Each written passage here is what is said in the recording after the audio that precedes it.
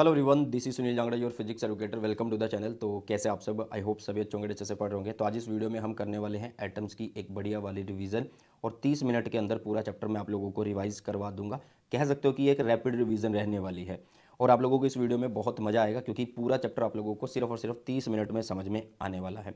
एक बढ़िया वाली रिवीजन भी आप लोगों की यहाँ पे हो जाएगी। इसके जो नोट्स हैं वो आप लोगों को मिलेंगे Telegram channel Sunil Jangra sir के नाम से जो है वहाँ पे, और इंस्टाग्राम पे मेरा हैंडल है सुनील जांगड़ा 26 के नाम से। अगर आप लोगों को फिजिक्स के रिगार्डिंग कोई भी दिक्कत, कोई भी परेशानी आ रही है तो आप मुझे यहाँ पे मैसेज कर सकते हैं।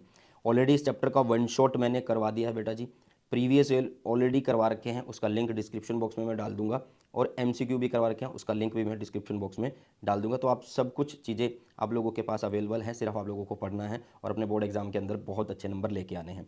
चलिए शुरुआत करते हैं आज के पहले टॉपिक से, और पहला टॉपिक है थॉमसन मॉडल ऑफ एटम।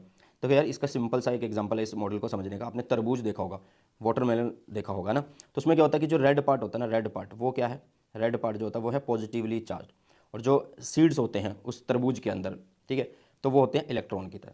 ये मॉडल इन्होंने दिया था। ये मॉडल कब दिया था बेटा? 1898 में दिया था। According to this model, positive charge of atom is uniformly distributed throughout the volume of the atom. ठीक है, पूरे में ऐसे डिस्ट्रीब्यूट है पॉजिटिव, और जो इलेक्ट्रॉन है, नेगेटिवली चार्ज इलेक्ट्रॉन है, वो कहाँ पे एम्बेडेड है? In it like seeds in watermelon. जैसे उसके अंदर सीड्स होते हैं ना, बीज होते हैं वाटरमेलन के अंदर, वैसे होते हैं इलेक्ट्रॉन। तो ये मॉडल दिया था थॉमसन जी ने। इसके बाद था रदरफोर्ड जी का मॉडल आया था, बट उससे पहले हम पढ़ेंगे रदरफोर्ड अल्फा स्कैटरिंग एक्सपेरिमेंट। ये किसने किया था भैया? ये इनके दो एसोसिएट, कई बुक में इनके स्टूडेंट लिखा जाता है, गीगर्स एंड मास्डन जी ने किया था। इन्होंने क्या किया कि गोल्ड फॉयल ली, मतलब पतली सी वो होती है ना, पतली सी चादर ली, किसकी? गोल्ड की, पन्नी जिसको बोल सकते हैं, ठीक है, उसको एक्सपेरिमेंट में लाया और उसके एटॉमिक स्ट्रक्चर को इन्होंने इन्वेस्टिगेट किया। डायग्राम देख लो, यहाँ पे क्या है, इन्होंने किया क्या इसमें कि गोल्ड फॉयल के ऊपर इन्होंने अल्फा पार्टिकल जो थे उनकी बरसात करी। ठीक है, उनकी बरसात करी, और अल्फा पार्टिकल पे कौन सा चार्ज होता है? पॉजिटिव चार्ज होता है बेटा, ये ध्यान में रखना। तो सबसे पहले इन्होंने सोर्स ऑफ अल्फा पार्टिकल दिया यहाँ पे। उसके बाद इनको एक लाइन में लाने के लिए यहाँ पे लेड ब्रिक्स लगा दी गई, एक लाइन में लाने के लिए, बीम बनाने के लिए अल्फा पार्टिकल का, तो उसको क्या कर दिया यहाँ पे? लेड ब्रिक्स लगा दी गई, जो इसको क्या करेगी? सीधी लाइन में लगा देगी, मतलब जो यहाँ से अल्फा पार्टिकल निकल रहे होंगे। उसके बाद ये गोल्ड फॉइल पे फॉल करे, तो देखा गया कि कुछ जो है वो सीधा चले गए, और कुछ जो है किसी एंगल पे चले गए, थोड़े से एंगल पे चले गए, मतलब ये सीधी लाइन थी, इससे कुछ एंगल पे इधर चले गए, जिसको स्कैटरिंग एंगल बोला जाता है, और कुछ वापस आ गए। ठीक है, कुछ वापस आ गए। तो इनको डिटेक्ट करने के लिए यहाँ पे लगी होती है एक स्क्रीन, जिस पे होती है ZnS की कोटिंग, जिंक सल्फाइड की कोटिंग, और ये होता है यहाँ पे एक डिटेक्टर माइक्रोस्कोप जो मूवेबल होता है, जो इनको डिटेक्ट करता रहता है। ठीक है, अब यहाँ से हुआ क्या क्या ऑब्जर्व किया गया? तो यार सीधी निकल गई, ज़्यादा से ज़्यादा पार्टिकल कुछ इधर आ गए और कुछ इधर आ गए। तो यहाँ पे ऑब्जर्वेशन में हम यही पढ़ने वाले हैं। Most of alpha particle went straight, ठीक है, some of alpha particle deflected at acute angle, acute angle पे मतलब 90 से छोटे एंगल पे चले गए, and small fraction of alpha particle deflect on obtuse, 90 से ज़्यादा पे चले गए। और उनमें से भी मतलब very very few, very very few, very very small बोल दो, या तो alpha particle suffer deflection of 180 degree, मतलब 8000 में से लगभग, 8000 में से लगभग एक जो है वो वापस आया, 8000 में से लगभग एक जो है वापस आया। ठीक है, तो यही ऑब्जर्वेशन थी। अब इससे पता क्या लगा? ठीक है, इससे पता क्या लगा, इससे कंक्लूजन क्या निकले, वो आप लोग यहाँ पे देख लीजिए। देखो, मोस्ट ऑफ द जो पार्टिकल्स थे वो सीधा चले गए, सीधा चले गए, तो इसका मतलब क्या है? Most of the space in atom जो है वो एम्प्टी था भैया। ठीक है, और कुछ जो डिफ्लेक्ट हो रहे हैं, डिफ्लेक्ट हो रहे हैं, वो क्यों डिफ्लेक्ट हो रहे हैं? क्योंकि बीच में कुछ ना कुछ पॉजिटिव उन्हें मिलेगा। The positive charge is present at the centre of atom. ठीक है, और फिर क्या बात बोली इन्होंने? साथ में एक बात बोली कि जितना भी मास होता है वो यहीं पे कंसंट्रेट होता है। एटम का पूरा मास कहाँ पे कंसंट्रेट होता है? एटम का पूरा मास न्यूक्लियस पे कंसंट्रेट होता है, एक छोटी सी जगह पे। इसको जगह को नाम दिया गया न्यूक्लियस। क्या नाम दिया गया इसको? न्यूक्लियस नाम दिया गया। साथ में इन्होंने बताया कि साइडों में कौन है इसके? साइडों में इसके हैं कौन? इलेक्ट्रॉन। साइडों में कौन है? इलेक्ट्रॉन है, outside the atom, outside the atom. और साथ में क्या बात करी गई कि Coulomb's law hold for the atomic distance, atomic distance पे जो है कूलम्स लॉ एप्लीकेबल होगा। समझ में आई इतनी चीज़ें? तो ये थी कॉन्क्लूजन, ये थी रदरफोर्ड जी के एक्सपेरिमेंट के जो कॉन्क्लूजन निकले। ओके, अब बिल्कुल उसको समराइज करके यहाँ पे लिख दिया है। अकॉर्डिंग टू दिस मॉडल, तो क्या देखा गया कि जो एंटायर पॉजिटिव चार्ज है ठीक है, वो कहाँ पे है? सेंटर पे है। सारा मास कहाँ पे है? सेंटर पे है। एक छोटे से वॉल्यूम में होता है जिसको न्यूक्लियस बोलते हैं, और उसके चारों ओर इलेक्ट्रॉन घूम रहे हैं, और वो किस तरीके से घूम रहे हैं? जैसे प्लैनेट्स रिवॉल्व अराउंड द सन। तो ये था मेन इनका आप लोग बोल सकते हो कि मेन ऑब्जर्वेशन ये थी। मतलब यहाँ पे चीज़ें हमने समझी कि क्या कुछ यहाँ से कंक्लूजन और ऑब्जर्वेशन मिली है हमें, और फिर इन दी एंड हमने बता दिया कि ये मॉडल था इनका, रदरफोर्ड जी का। ठीक है, अब देखो यार ध्यान से, इन्होंने बता दिया कि इलेक्ट्रॉन घूम रहे हैं। ठीक है, इलेक्ट्रॉन घूम रहे हैं, इलेक्ट्रॉन घूम रहे हैं तो इलेक्ट्रॉन एक्सेलरेट हो रहा है, तो रेडिएशन होना चाहिए, है ना, रेडिएशन होना चाहिए। तो उस आधार पे इन्होंने लिमिटेशन में, मतलब हम कुछ चीज़ें पढ़ेंगे कि जब ये घूम रहा है, एक्सेलरेट हो रहा है, तो रेडिएशन का एमिशन होना चाहिए, रेडिएशन एमिशन होगी तो एनर्जी निकल रही है, और एक टाइम पे आके तो फिर ये न्यूक्लियस के अंदर चला जाना चाहिए। तो लिमिटेशन अभी थोड़ी देर में पढ़ेंगे, बट उससे पहले पढ़ लेते हैं डिस्टेंस ऑफ क्लोजेस्ट अप्रोच। देखो यार, डिस्टेंस ऑफ क्लोजेस्ट अप्रोच क्या होता है, देखिए ये न्यूक्लियस है, न्यूक्लियस पे क्या है, पॉजिटिव चार्ज होता है, इस पर क्या होता है, पॉजिटिव चार्ज होता है। ये आ रहे हैं अल्फा पार्टिकल, अल्फा पार्टिकल आगे आए न्यूक्लियस से कुछ सेंटर, मतलब न्यूक्लियस के सेंटर से कुछ डिस्टेंस पे ये पहले रुके और वापस चले गए। अल्फा पार्टिकल, मतलब अल्फा पार्टिकल जो काइनेटिक मोशन में थे वो एकदम से पोटेंशियल एनर्जी बन गई उनकी, वहाँ पे दोनों बराबर हो गए, मतलब रुक गए वो। ठीक है, वो रुक गए, वो क्या हो गया, रुक गए, क्योंकि रिपल्शन हुआ। किसकी वजह से रिपल्शन हुआ, यहाँ न्यूक्लियस पे पॉजिटिव चार्ज है और अल्फा पार्टिकल भी पॉजिटिव चार्ज है ना। तो ये जो डिस्टेंस है जहाँ से रिपल्शन हो गया, जहाँ से रिपल्शन हुआ, उसको बोला जाता है distance of closest approach. The minimum distance between the centre of the nucleus of the atom to the point where alpha particle just deflected back due to the repulsion. मतलब या फिर आप सीधा बोल सकते हो कि काइनेटिक एनर्जी बराबर हो जाती है किसके, पोटेंशियल एनर्जी की। आपको इसकी डेरिवेशन नहीं समझनी है, आपको सिर्फ और सिर्फ इसका फॉर्मूला याद होना चाहिए, जो कि है 2Z atomic number, E square जो कि चार्ज है उसकी वैल्यू, साथ में नीचे 4 पाई एप्सिलॉन नॉट के ई का मतलब है काइनेटिक एनर्जी। तो ये एक बार जरूर से याद कर लेना डिस्टेंस ऑफ क्लोजेस्ट अप्रोच को। एक होता है यार इम्पैक्ट पैरामीटर, एक क्या होता है, इम्पैक्ट पैरामीटर होता है। क्या होता है इम्पैक्ट पैरामीटर, देखो ये रहा न्यूक्लियस, न्यूक्लियस का ये सेंटर है, ठीक है, ये न्यूक्लियस है, न्यूक्लियस के सेंटर, तो हमने एक ऐसे लाइन लगा दी, central line of the nucleus है। अब क्या हो रहा है कि एक पार्टिकल ऐसे चल रहा है, एक पार्टिकल क्या ऐसे चल रहा है, पहला पार्टिकल ऐसे चल रहा है, अल्फा पार्टिकल। तो भाई सेंट्रल लाइन और पहले पार्टिकल के बीच में जो परपेंडिकुलर डिस्टेंस है उसको बोला जाता है इम्पैक्ट पैरामीटर। इसका भी आप लोगों को डायरेक्ट बस फॉर्मूला याद रखना है, इसका भी डायरेक्ट फॉर्मूला याद रखना, कोई भी डेरिवेशन नहीं करनी है। तो एक बार डेफिनेशन देख लेते हैं। It is defined as the perpendicular distance of initial velocity vector, initial velocity vector of alpha particle from the centre of the nucleus, centre of the nucleus, इसके बीच का परपेंडिकुलर डिस्टेंस, उसे बोला जाता है इम्पैक्ट पैरामीटर। अब alpha particle हुआ, मतलब अल्फा पार्टिकल स्कैटरिंग एक्सपेरिमेंट हुआ, उसमें क्या हुआ कि पार्टिकल्स आ रहे थे और वो डिफ्लेक्ट हो रहे थे। तो यहाँ पे उस पर बेस्ड हमने ग्राफ बनाया हुआ है, ठीक है। यहाँ है भैया स्कैटरिंग एंगल, और यहाँ है नंबर ऑफ स्कैटर्ड पार्टिकल जो मतलब डिफ्लेक्ट हो रहे हैं, ठीक है, number of scattered particle deflected इधर हमने लिए। तो देखो जैसे जैसे एंगल इंक्रीज हो रहा है, जैसे जैसे एंगल इंक्रीज हो रहा है तो कम पार्टिकल डिफ्लेक्ट हो रहे हैं, क्योंकि वो क्या कर रहे हैं भाई, डिफ्लेक्शन क्यों हो रहा था, न्यूक्लियस पे चार्ज पॉजिटिव था, अल्फा पे चार्ज पॉजिटिव था। तो अब अगर भाई साहब अगर एंगल ये इंक्रीज हो रहा है, अगर डिफ्लेक्शन एंगल इंक्रीज हो रहा है तो number of particle come deflect हो रहे हैं। मतलब पहली बात तो डिफ्लेक्शन वाला एंगल कौन सा, जैसे कि मान लो ये पार्टिकल ऐसे सीधा जाना चाहते थे, यहाँ पे न्यूक्लियस है तो ये इससे ऐसे चले गए, तो यहाँ पे एक एंगल हुआ।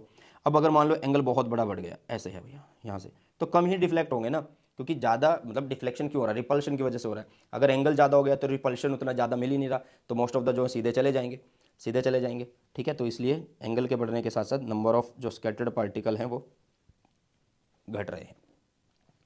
अगर स्कैटरिंग एंगल छोटा है, न्यूक्लियस के बिल्कुल पास जा रहे हैं, तो ज़्यादा डिफ्लेक्शन होने के चांसेस है, तो इसलिए तो इसका भी फॉर्मूला आप लोगों को बेटा जी याद कर लेना है, और ये भी फॉर्मूला आप लोगों को याद कर लेना। कोई भी डेरिवेशन अभी तक नहीं है, जो डेरिवेशन आएगी मैं पूरी आप लोगों को समझा दूंगा, ठीक है। नेक्स्ट है लिमिटेशन। रदरफोर्ड जी की लिमिटेशन क्या थी भैया इस मॉडल में, उन्होंने बताया नहीं कि जो स्टेबिलिटी है इलेक्ट्रॉन की सर्कुलर पाथ में वो कैसे है। मतलब अगर यार सर्कुलर पाथ में अगर इलेक्ट्रॉन घूम रहा है तो वो एक्सेलरेट हो रहा है, रेडिएशन एमिट करेगा, बट उन्होंने ये चीज़ नहीं बताई। रेडिएशन एमिट अगर कर रहा है तो वो किस किस लाइन, मतलब किस किस वेवलेंथ, किस किस फ्रीक्वेंसी की होगी, तो इस स्पेक्ट्रा को वो एक्सप्लेन नहीं कर पाए। तो ये उनकी लिमिटेशन थी। पहली ये कि इलेक्ट्रॉन स्टेबल कैसे है भैया, ठीक है, और अगर वो रेडिएशन निकलती है वहाँ से, मतलब रेडिएशन निकल रही हैं तो वो किस किस वेवलेंथ की निकल रही हैं, कुछ नहीं बता पाए थे वो, can not explain atomic line spectra. तो ये दो जो है लिमिटेशन इनकी रहने वाली है। फिर आए बोहर जी, बोहर जी ने फिर बताया अपना मॉडल, और सुनते हैं इसको। ये बहुत ज़्यादा इंपॉर्टेंट है, वेरी वेरी इंपॉर्टेंट है, क्योंकि यहाँ से मतलब कहानी चेंज होती है और यहीं से हमारे सिलेबस में भी सबसे ज़्यादा क्वेश्चन बनते हैं। इन्होंने बताया कि अगर एक इलेक्ट्रॉन रिवॉल्व करता है किसी न्यूक्लियस के चारों ओर, तो वो सिर्फ उसी ऑर्बिट में घूमेगा भाई साहब, उसी ऑर्बिट में घूमेगा जिसके पास एक डेफिनेट एनर्जी होगी, जिसके पास एक डेफिनेट एनर्जी होगी, और उसमें घूमते वो एनर्जी मतलब उसमें घूमते हुए वो रेडिएशन नहीं निकालेगा। तो इन्होंने एक तरीके से स्टेशनरी ऑर्बिट के बारे में बात करी।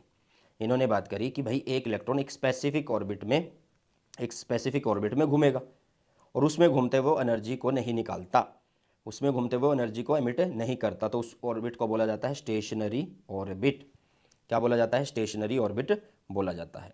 ठीक है, अब ये किस ऑर्बिट में घूमेगा? तो इन्होंने बताया कि जिसकी एंगुलर मोमेंटम जो होगी इलेक्ट्रॉन की स्टेशनरी ऑर्बिट क्या होगी? इंटीग्रल मल्टीपल ऑफ h/2 होगी। Angular momentum of electron in a stationary orbit is an integral multiple of h/2। अभी तक दो चीज़ें पढ़ी। पहली में क्या बताया गया कि ये जिस ऑर्बिट में घूमता है उसको स्टेशनरी ऑर्बिट बोला गया क्योंकि वहाँ पे रेडिएशन का एमिशन नहीं होता। ठीक है, और ये उसी में घूमेगा जिसकी एंगुलर मोमेंटम कितनी होगी, मतलब इलेक्ट्रॉन उस ऑर्बिट में घूमेगा जिसमें उसकी एंगुलर मोमेंटम जो होगी वो किसके बराबर हो? इंटीग्रल मल्टीपल हो h/2 के। ठीक है, मतलब L इज इक्वल टू होगा NH/2 और L को क्या लिखते हैं एंगुलर मोमेंटम को? mv/r, तो ये हो गया NH/2। n क्या है यहाँ पे? प्रिंसिपल क्वांटम नंबर है। h क्या है यहाँ पे? प्लैंक्स कांस्टेंट है बेटा जी। ठीक है, अब यहाँ पे फिर रेडिएशन निकलती कब है? बोहर जी ने यह बात बोली।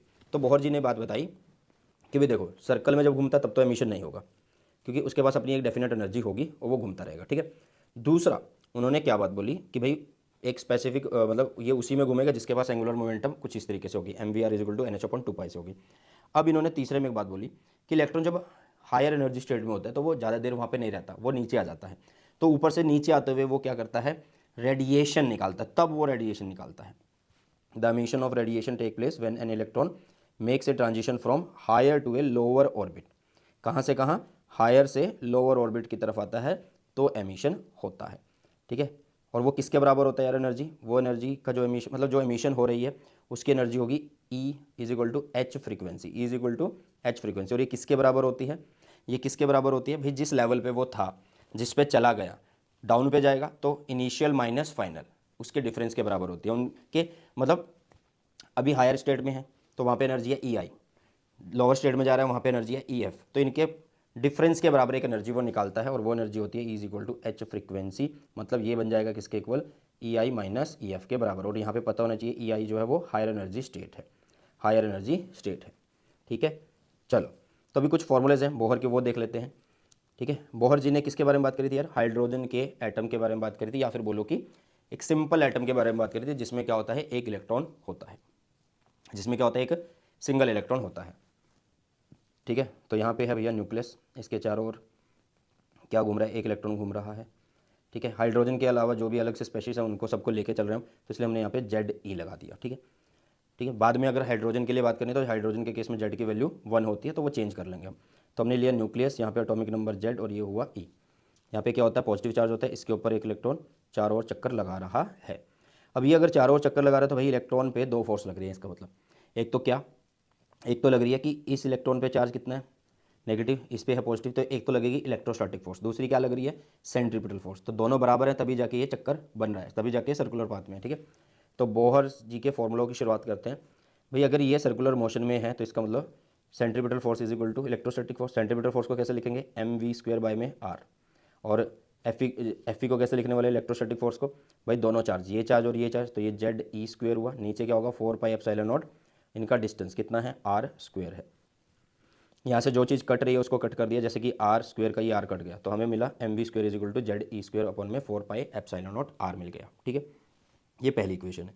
बोहर जी का जो सेकंड पोस्टुलेट है वो क्या कहता है कि mvr जो है वो क्या है? NH/2 के बराबर है, NH/2 के बराबर है। तो यहाँ से हम v की वैल्यू निकाल लेंगे जो कि हुई NH/2πmr हो गई। इसको पुट करेंगे यहाँ पे। जैसे ही हमने इसको यहाँ पे पुट किया और कटने के बाद जो चीज़ें मतलब एक्स्ट्रा थी, जो बराबर थी, मतलब उनको कट करने के बाद हमारे पास मिली r की वैल्यू जो कि है n² h²ε0 में पाई m एटॉमिक नंबर E का स्क्वायर, ये हमें मिलने वाला है। अब ध्यान से सुनना, अगर हम बात करें किसकी? हाइड्रोजन एटम की।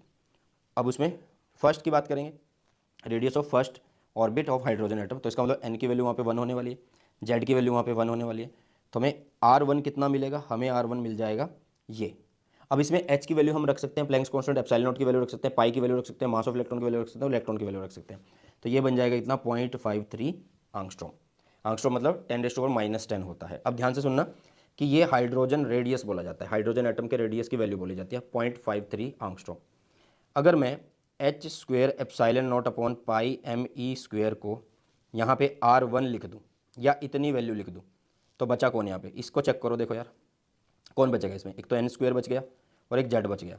तो मैं h square epsilon naught pi m और ई स्क्वेयर को अगर लिखूँ क्या 0.53, तो 0.53 ऊपर बचा एन स्क्वेयर और नीचे क्या है जेड, जेड वो भी तो छोड़ना पड़ेगा ना, तो जेड। तो हमारे पास रेडियस ऑफ nth ऑर्बिट जो आएगा वो इस तरीके से आने वाला है। ठीक है बेटा, सिंपल है, बहुत सिंपल है। वेलोसिटी ऑफ इलेक्ट्रॉन, अभी आपने ये इक्वेशन लिखी तो यहीं से कंटिन्यू करते हैं। तो एम वी स्क्वेयर अपॉन में आर इज इक्वल टू क्या है, Z e square 4 pi epsilon naught r square है, जो स्टार्टिंग वाली इक्वेशन है, पहली इक्वेशन है। आप आर को आर से कट करना चाहते हो कर दो, घूम फिर के वही मिलेगा कि ये आर इधर चला गया, ये आर इधर चला गया, तो ये इक्वेशन बन जाएगी दिस, बन गई। अब इसमें आप लोगों को करना क्या है, अब इसमें आप लोगों को करना क्या है, सिंपल सा एक तरीका है। आप बोहर जी का पोस्टुलेट जानते हो, m v r is equal to क्या है, एन एच अपॉन में 2 पाई है बेटा जी। तो इस इक्वेशन को और इस इक्वेशन को आप कर दो divide, m v square r upon में एम वी आर को मैंने कर दिया डिवाइड, तो मुझे क्या मिला, वी की वैल्यू मिली जेड ई स्क्वेयर अपॉन में 2 NH एप्सिलॉन नॉट मिली। क्या पता लग रहा है कि जो वेलोसिटी है किसकी, इलेक्ट्रॉन की, वो इन्वर्सली है किसके, प्रिंसिपल क्वांटम नंबर के, प्रिंसिपल क्वांटम नंबर के बेटा जी। ठीक है, इस तरीके से आप वेलोसिटी ऑफ इलेक्ट्रॉन को निकाल सकते हैं। अब बारी है किसकी, एनर्जी की, कि एनर्जी को कैसे निकाल सकते हैं। एनर्जी ऑफ इलेक्ट्रॉन, देखो इलेक्ट्रॉन क्या कर रहा है यार, रिवॉल्व कर रहा है अराउंड द न्यूक्लियस, किसमें, सर्कुलर ऑर्बिट में। तो इसके पास क्या होगा, इलेक्ट्रोस्टैटिक पोटेंशियल एनर्जी भी होगी और साथ में काइनेटिक एनर्जी भी होगी, क्योंकि वो घूम ही जा रहा है उसके चारों ओर। ठीक है, तो वो चीज़ हमें निकालें, मतलब यहाँ पे जो टोटल एनर्जी होगी वो पोटेंशियल एनर्जी प्लस में काइनेटिक एनर्जी होगी। तो हमें एक चीज़ पता है कि एम वी स्क्वेयर अपॉन में आर जो है वो जेड ई स्क्वेयर अपॉन में 4 pi epsilon naught r square के बराबर है। यहाँ से मैं क्या करूँगा, आर को आर से कट कर दूंगा, एम वी स्क्वेयर में निकाल दूंगा। अब ध्यान से देखना कि काइनेटिक एनर्जी क्या होती है, काइनेटिक एनर्जी होती है हाफ एम वी स्क्वेयर। तो मैं इसको हाफ यहाँ से मल्टीप्लाई कर दूँ, हाफ यहाँ से मल्टीप्लाई कर दूँ यार, तो मेरे पास आ गई ये। और ये क्या होती है, ये क्या होगी इसमें, काइनेटिक एनर्जी। तो काइनेटिक एनर्जी का सीधा सा फॉर्मूला मेरे पास आ चुका है, क्या है, जेड ई स्क्वेयर अपॉन में 8 पाई एप्सिलॉन नॉट आर आ चुका है। ठीक है, अब इसके बाद यू की वैल्यू कैसे निकालूंगा मैं, भाई यू कैसे होता है, यू पहला चैप्टर पढ़ा होगा, तो यू Q1 Q2 अपॉन में 4 पाई एप्सिलॉन नॉट आर होता है। तो Q1 Q2 ये रहा, 4 pi epsilon naught r, r ये रहा भैया। ठीक है, तो ये बन गया, ये कितना था, जेड ई, साथ में ये कौन है, माइनस ई, तो माइनस ई का स्क्वायर हो गया यहाँ पे, माइनस जेड ई स्क्वायर हो गया, नीचे 4 पाई एप्सिलॉन नॉट आर हो गया। तो यू भी आ चुका है, काइनेटिक एनर्जी भी आ चुकी है, दोनों को सिर्फ और सिर्फ क्या करना बेटा जी, ऐड करना है। दोनों को सिर्फ सिर्फ क्या करना है, ऐड करना। जब आप इसको और इसको ऐड करोगे तो आप लोगों के पास टोटल एनर्जी मिलेगी दिस। देखो काइनेटिक एनर्जी के सेम ही मिल रही है, बस यहाँ पे माइनस आएगा, तो minus Z e square upon में 8 पाई एप्सिलॉन नॉट आर बनने वाला है। ठीक है बेटा जी, बिल्कुल सिंपल है, बिल्कुल आसान तरीके से आप लोगों को समझ में आ जाएगा। अब हमें पता है कि आर की वैल्यू क्या है, हमें पता है आर की वैल्यू क्या है, उस आर की वैल्यू को हम इस ई में पुट करेंगे और हमें इक्वेशन कुछ इस तरीके से मिल जाएगी। ठीक है, अब इसमें देखो ध्यान से, अगर मैं हाइड्रोजन एटम के लिए निकालना चाहता हूँ तो जेड की वैल्यू क्या मैं 1 कर सकता हूँ। ठीक है, जेड की वैल्यू मैं 1 कर सकता हूँ, अगर हाइड्रोजन एटम की बात करूँ, हाँ जेड की वैल्यू मैं क्या कर सकता हूँ, 1 कर सकता हूँ। और इसको फिर क्या होगा, देखो अगर जेड की वैल्यू 1 करूँगा तो बचेगा मास और इसके बाद चार्ज बचेगा, 8 बचेगा epsilon not an square H square. अगर मैं एन को छोड़ दूँ और बाकी सबकी वैल्यू पुट कर दूँ तो मेरे पास बनेगा -13.6 इलेक्ट्रॉन वोल्ट और नीचे है एन स्क्वेयर। ऑर्बिट मतलब किस एक्साइटेड स्टेट से वो आ रहा है, तो उसके लिए हमने इसको छोड़ दिया अभी। ठीक है, किस एक्साइटेड स्टेट से आ रहे हैं तो उसके लिए हमने इसको छोड़ दिया है। अगर आप बाकी स्पीसीज़ के लिए लिखना चाहते हो तो जेड की वैल्यू आप यहाँ पे रख दो, जेड की वैल्यू आप यहाँ पे रख दो। देखो एम, इस इक्वेशन को देखो, -m(e4) अपॉन में 8 एप्सिलॉन नॉट का स्क्वायर एच स्क्वायर, इसको यूज करके ही तो -13.6 इलेक्ट्रॉन वोल्ट आ रहा है ना, मतलब 13.6 इलेक्ट्रॉन वोल्ट आ रहा है, क्योंकि जेड की वैल्यू 1 कर रहे थे तब जाके आ रही थी वैल्यू। तो अब हमने जेड की वैल्यू रख ली ताकि सबका भला हो सके, ताकि सबका भला हो सके, तो इसलिए जेड को यहाँ पे कंसीडर किया गया। अगर आप सिर्फ और सिर्फ हाइड्रोजन के लिए लिखना चाहते हो तो आप इसको यूज़ करिए, बाकी सब के लिए लिखना चाहते हो तो आप इसको भी यूज़ कर सकते हो। ठीक है, समझ में आई, बाकी सब कौन, जिसके आउटर में एक इलेक्ट्रॉन है, जिसके आउटर में क्या है, एक इलेक्ट्रॉन है। चलिए ये हो गया। अच्छा एक रिलेशन याद कर लेना, देखो ये है भैया काइनेटिक एनर्जी, ये है हमारी टोटल एनर्जी। ये कैसी है, ये प्लस के ये माइनस के दोनों सेम ही है ना, तो ये एक रिलेशन याद कर लेना। काइनेटिक एनर्जी क्या है, माइनस ऑफ ई है, माइनस ऑफ ई है, क्योंकि ई की वैल्यू नेगेटिव है तो नेगेटिव नेगेटिव हो जाएगा प्लस, और काइनेटिक एनर्जी प्लस आने वाली है। ठीक है, और ये देखो कैसी है, ये है इसके सेम सेम है, बट यहाँ पे 8 है और यहाँ पे 4 है, तो इसका मतलब हमारी पोटेंशियल एनर्जी जो है वो है 2 इंटू कैपिटल ई मतलब टोटल एनर्जी। सिंपल है, तो ये याद कर लेना। अब आ जाते हैं फ्रीक्वेंसी पे। हुआ क्या कि अब इलेक्ट्रॉन क्या कर रहे हैं भैया, हायर ऑर्बिट में है, तो वो जंप करेंगे किसमें, लोअर ऑर्बिट में, तो उससे क्या निकलेंगी, रेडिएशन निकलेंगी, रेडिएशन निकलेंगी, और रेडिएशन जो निकलेंगी उनकी फ्रीक्वेंसी हमें फाइंड आउट करनी है। मान लो इलेक्ट्रॉन यहाँ पे है, ई आई लेवल पे है वो, जो कि हमारा हायर एनर्जी स्टेट है, और वो जा रहा है नीचे की तरफ, जो कि हमारा फाइनल एनर्जी स्टेट है, लोअर एनर्जी स्टेट है। नीचे आया तो एनर्जी निकल गई, और इस एनर्जी को बोलते हैं एच फ्रीक्वेंसी, जो कि फोटोन की एनर्जी के बराबर होती है। तो हम इसको कैसे लिख सकते हैं, एच फ्रीक्वेंसी को ई आई माइनस ई एफ लिख सकते हैं। ई आई की वैल्यू क्या है भैया, ई आई की वैल्यू क्या है, ये रही ई की वैल्यू। अगर मैं इसको ई आई करना चाहता हूँ तो मैं इसको एन आई कर दूंगा। यहाँ पे आई का मतलब क्या है कि किस लेवल से मैं आ रहा हूँ, तो इसलिए एन आई भी कर दूंगा ना यहाँ पे, तो मैंने यहाँ पे एन आई कर दिया। माइनस माइनस माइनस ऑफ आगे एनर्जी जो आएगी, यहाँ पे माइनस है ना बेटा, माइनस जो एनर्जी आएगी, तो माइनस माइनस हो गए प्लस, और फाइनल पे जा रहा हूँ तो नीचे आएगा एफ, साथ में एफ, एन एफ आ जाएगा ऐसे। ठीक है, इसको आगे लिख देता हूँ, इसको पीछे लिख देता हूँ, तो ये कुछ ऐसा बन जाएगा, कॉमन आ जाएगा। ठीक है, यहाँ से निकाल लेता हूँ फ्रीक्वेंसी, और एच चला जाएगा नीचे, तो यहाँ पे हो गया एच क्यूब, साथ में क्या हो गया, एच क्यूब हो गया। अब ध्यान से देखना, ध्यान से देखना भाई सभी, ये एक फ्रीक्वेंसी का रिलेशन आ चुका है, ये क्या आ चुका है, एक फ्रीक्वेंसी का रिलेशन आ चुका है। अगर मुझे वेव नंबर निकालना है, वेव नंबर निकालना है, तो मैं यहाँ पे क्या करूँगा, फ्रीक्वेंसी की वैल्यू पुट कर दूंगा, जो कि क्या होती है, देखो वेव नंबर जो होता है वो 1/λ होता है। वेव नंबर क्या होता है, 1/λ। अब तुम्हें पता है कि सी क्या होता है, फ्रीक्वेंसी लैम्डा। अगर मुझे 1/λ निकालना है तो मुझे फ्रीक्वेंसी बाय में सी करना होगा, फ्रीक्वेंसी बाय में सी करना होगा या नहीं। ठीक है, तो भाई देखो यहाँ पे मुझे फ्रीक्वेंसी तो मिला हुआ है, अगर मैं नीचे सी मल्टीप्लाई कर दूंगा तो ये वेव नंबर बन जाएगा, 1/λ बन जाएगा। तो ये जो इक्वेशन है इसको मैंने हूबहू यहाँ पे पुट किया, और यहाँ पे देखो इसके सारे के सारे जो वेरिएबल्स थे वो सेम है यहाँ पे, लेकिन साथ में एक सी आ चुका है। वो सी इसलिए आया है क्योंकि मुझे 1/λ निकालना, 1/λ में क्या होगा, नीचे सी चला जाएगा, ऊपर फ्रीक्वेंसी, फ्रीक्वेंसी की वैल्यू ये रही, पुट कर देंगे तो आ गई ये।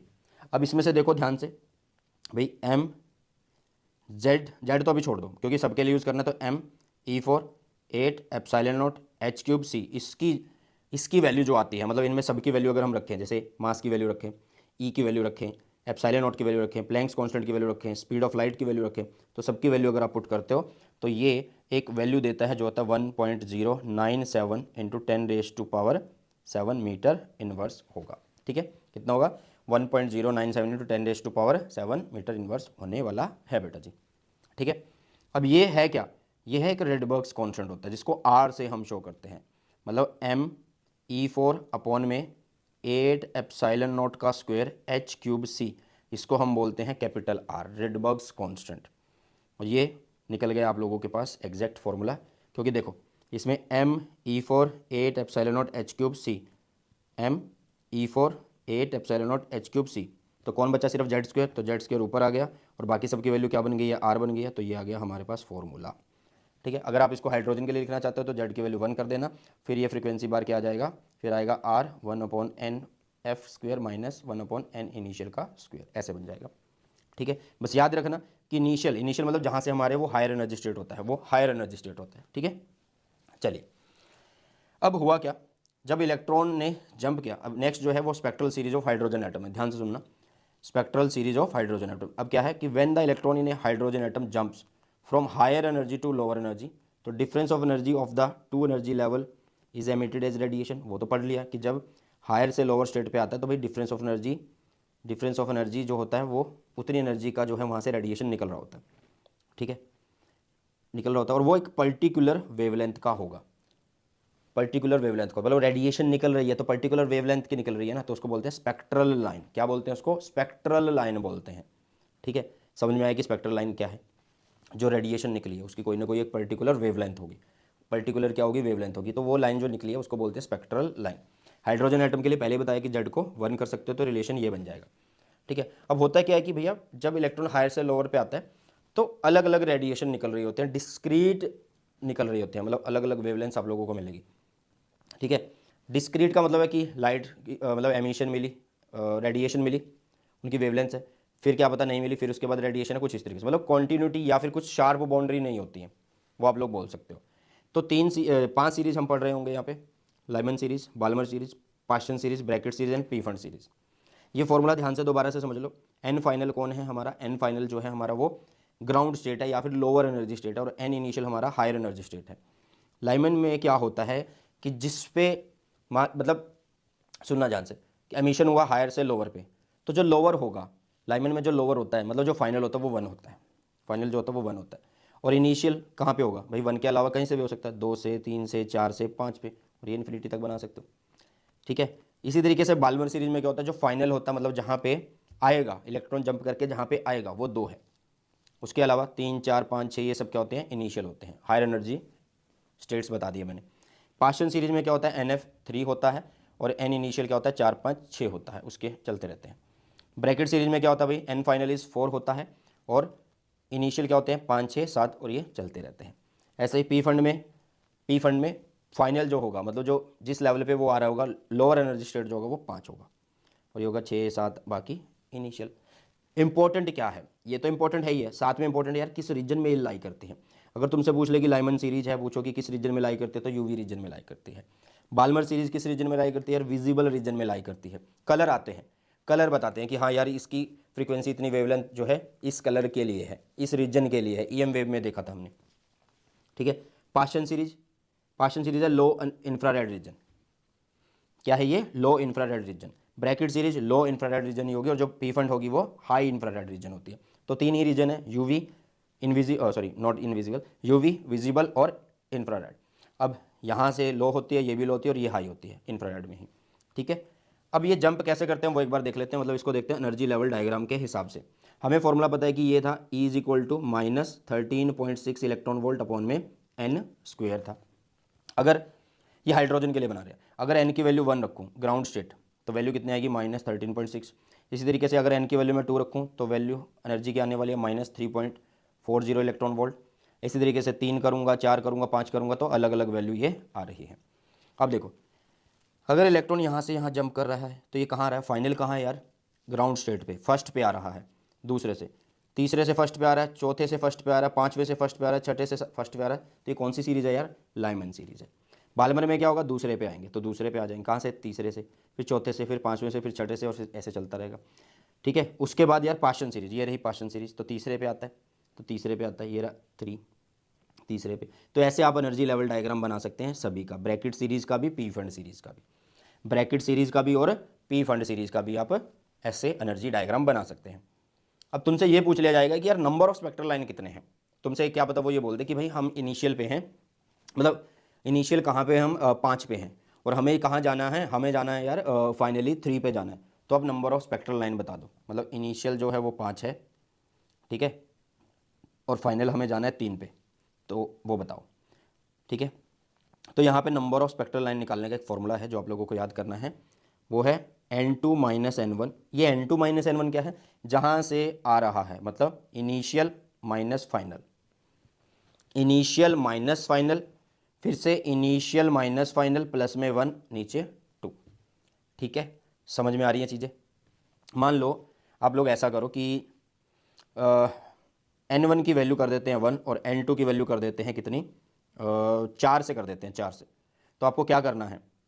4 से, मतलब n2 कौन है? जहाँ से आ रहे हैं, इनिशियल है, तो 4 माइनस 1, फिर से 4 माइनस 1 प्लस 1, नीचे 2, तो ये तो कट हो गया। यहाँ से कितना मिलेगा? 3, n2 में 4, नीचे है 2, तो कितनी बनेगी? 6 लाइन बनेगी। कितनी बनेगी भैया? 6 लाइन बनने वाली है। तो ध्यान से देखो, 4 से कहाँ पे आ रहे हैं? 1 पे आ रहे हैं, तो 4 से आएगा भैया 1 पे, 3 से आएगा भैया 1 पे, 2 से आएगा भैया 1 पे।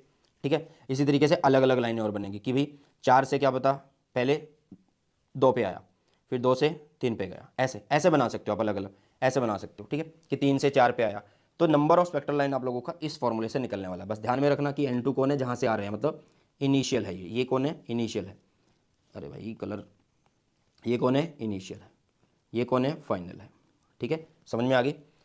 Initial minus final, initial minus final plus 1 upon में 2, तो ये स्पेक्ट्रल लाइन निकालने का एक फॉर्मूला है, नंबर ऑफ स्पेक्ट्रल लाइन निकालने का एक फॉर्मूला है, ठीक है।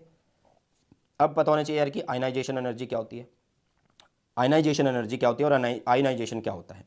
देखो, एक प्रोसेस होता है knocking an electron out of the atom is called ionisation, मतलब इलेक्ट्रॉन को यार एटम से निकालना, एटम से निकालना इन्फिनिटी तक ले जाना, वो कहलाता है एक तरीके से आयनाइजेशन। उसमें जो एनर्जी लगती है उसको बोलते हैं आयनाइजेशन एनर्जी, ठीक है। और वैसे हमारी जो यहाँ पे एनर्जी हमने पढ़ी थी वो की थी -13.6 इलेक्ट्रॉन वोल्ट अपॉन में n स्क्वायर है, हम दूर लेके जा रहे हैं तो इसको पॉजिटिव लेंगे, इसको क्या लेंगे, पॉजिटिव लेंगे। तो 13.6 अपॉन में n स्क्वायर इलेक्ट्रॉन वोल्ट, इतनी एनर्जी रिक्वायर्ड होती है आयनाइजेशन। और आयनाइजेशन क्या है, इलेक्ट्रॉन को अलग करना, इन्फिनिटी तक ले जाना, ठीक है बेटा। नेक्स्ट और लास्ट है हमारे पास, लास्ट है क्या, हाँ बस लास्ट है, बाद में तो वो लिमिटेशंस है। De Broglie explanation of Bohr's second postulate of quantisation, ठीक है। जो हमने पढ़ा था कि m v r is equal to क्या होता है, एन एच अपॉन में 2 पाई होता है। एक बार मैं दोबारा से बता रहा हूँ बोहर्स के बारे में, एक बार दोबारा से बता रहा हूँ, तो मैं ये रहा, बोहर जी ने क्या बोला था कि electron can revolve around the nucleus only in certain allowed circular orbit of definite energy, और इनमें वो क्या करते हैं, रेडिएशन नहीं करते हैं, उनको स्टेशनरी ऑर्बिट बोला जाता है, और उनमें ही करते हैं जिनकी एंगुलर मोमेंटम कुछ इस तरीके से होती है। तो ये वाला इन्होंने अब डी ब्रोगली जी ने बताया, ये किसने बताया, अब डी ब्रोगली जी ने बताया, ठीक है। तो डी ब्रोगली जी ने क्या बताया, according to de Broglie stationary orbit is that orbit, इनके अकॉर्डिंग स्टेशनरी ऑर्बिट वो ऑर्बिट है which contains an integral number of de Broglie standing waves associated with the revolving electron. अब इलेक्ट्रॉन एक particle है, वो घूम रहा है उसके अंदर, तो वो वेव निकालेगा, क्या निकालेगा, वेव, कौन सी वेव यार, स्टैंडिंग वेव्स। डी ब्रोगली जी ने ये बोला, डी ब्रोगली जी ने क्या बोला, stationery orbit is that orbit which contains an integral number of de Broglie standing waves associated with the revolving electron, ठीक है, associated with the revolving electron, okay. तो देखो मान लो एक इलेक्ट्रॉन क्या कर रहा है, रिवॉल्व कर रहा है एनएच सर्कुलर ऑर्बिट में, जिसका रेडियस कितना है, आर एन है। तो वो कितना डिस्टेंस कवर कर सकता है यार, जितनी उसकी सरकमफेरेंस होगी, जितनी उसकी सरकमफेरेंस होगी किसकी, ऑर्बिट की, तो जिसको कैसे लिख सकते हो, 2 पाई आर से सरकमफेरेंस लिखते हैं, बट ये जिस रेडियस पे जाके घूम रहा है तो उसको हमने एन लिख दिया, 2 पाई आर एन, क्लियर है। अब इन्होंने बोला क्या है, ये उसी ऑर्बिट में घूमेगा, ये उसी ऑर्बिट में घूमेगा जो कंटेन करेगा integral number of de Broglie standing waves, integral number of de Broglie standing waves, ठीक है भाई। जितना यहाँ पे इसने डिस्टेंस कवर किया है वो कितने के बराबर है, वो एन लैम्डा के बराबर होगा ना, वो एन लैम्डा के बराबर होगा। मान लो देखो ये वेव बन रही है, ऐसे वेव बन रही है, ठीक है, तो ये एक वेवलेंथ कवर हो गई, इस तरीके से वो बहुत सारी कवर कर रहा है, बहुत सारी वो कवर कर रहा है। तो डिस्टेंस जो कवर्ड हुआ है, डिस्टेंस जो कवर हुआ 2 पाई आर एन सर्कमफ्रेंस, वो एन लैम्डा के बराबर होगा या नहीं होगा, यस होगा। तो यहाँ से हमने लैम्डा निकाला, लैम्डा की वैल्यू कितनी है, एच अपॉन में एम वी एन है। एक मिनट, हमने यहाँ पे कुछ गलत किया क्या, हाँ हमने यहाँ पे कुछ गलत किया, यहाँ पे ये ऐसा होना है कि 2 पाई आर एन तो हो गया एन लैम्डा के बराबर, और लास्ट लेक्चर में हमने पढ़ा था ड्यूल नेचर के अंदर कि लैम्डा क्या होता है, एच अपॉन में पी, मतलब एच अपॉन में एम वी होता है, यही होता है, एम वी होता है, ठीक है। चलो अब ध्यान से देखना, अब यहाँ पे देखो कि भैया ये है 2 पाई आर एन और एन लैम्डा अपॉन में लैम्डा यहाँ पे लैम्डा की वैल्यू कितनी है, एच अपॉन में एम वी एन है बेटा जी। तो इस लैम्डा को हम यहाँ पे उठा के रख देंगे, तो मेरे पास रिलेशन कुछ ये आएगा। और यहाँ से अगर हम देखें तो देखो ये वाली जो रिलेशन है, ये एम वी एन इधर चले गए, 2 पाई यहाँ पे नीचे आ गया, तो देखो m v n r n n h upon 2 pi, ये कौन बन गया यार, ये उसी की तरीके तो है जो पहले हमने पोस्टुलेट पढ़ा था, बट इन्होंने कुछ अलग तरीके से दिया, इन्होंने अलग तरीके से दिया। इन्होंने बोला कि स्टेशनरी ऑर्बिट किसको बोला जाएगा, स्टेशनरी ऑर्बिट उसको बोला जाएगा कि जहाँ पे N integral number of de Broglie standing waves होंगी, एन लैम्डा होगी, और वो कितना डिस्टेंस कवर कर रही होंगी भाई, जो इसकी सरकमफेरेंस होगी 2 पाई आर एन, ठीक है। चलो तो ये है इनकी एक्सप्लेनेशन, इन्होंने अपने हिसाब से ऐसे करके दिया था। अब बोहर जी ने भी जो मॉडल दिया था उसमें भी बहुत कमियां थी, तो बोहर मॉडल जी जो थे वो सिर्फ और सिर्फ हाइड्रोजन एटम के लिए एप्लीकेबल थे, मतलब जिसमें अगर 2 इलेक्ट्रॉन आ गए तो वहाँ पे भी ये एप्लीकेबल नहीं हो रहा था, ठीक है। और ये unable to explain the relative intensity of frequency in the spectrum, जो स्पेक्ट्रम निकल रहा था तो उनकी इंटेंसिटी कहीं पे कम कहीं पे ज़्यादा नहीं बता पाए थे, ठीक है। तो ये हैं बोहर्स मॉडल की भैया क्या लिमिटेशंस, ओके बेटा। तो आई होप कि ये चैप्टर की रिवीजन आप लोगों को अच्छी लगी, अगर अच्छी लगी तो अपने सभी फ्रेंड्स के साथ शेयर जरूर कर देना। इसी के साथ इस वीडियो सेशन को करते हैं समाप्त, मिलते जल्दी से नए सेशन में। सो बॉय टेक केयर, जय हिंद, वंदे।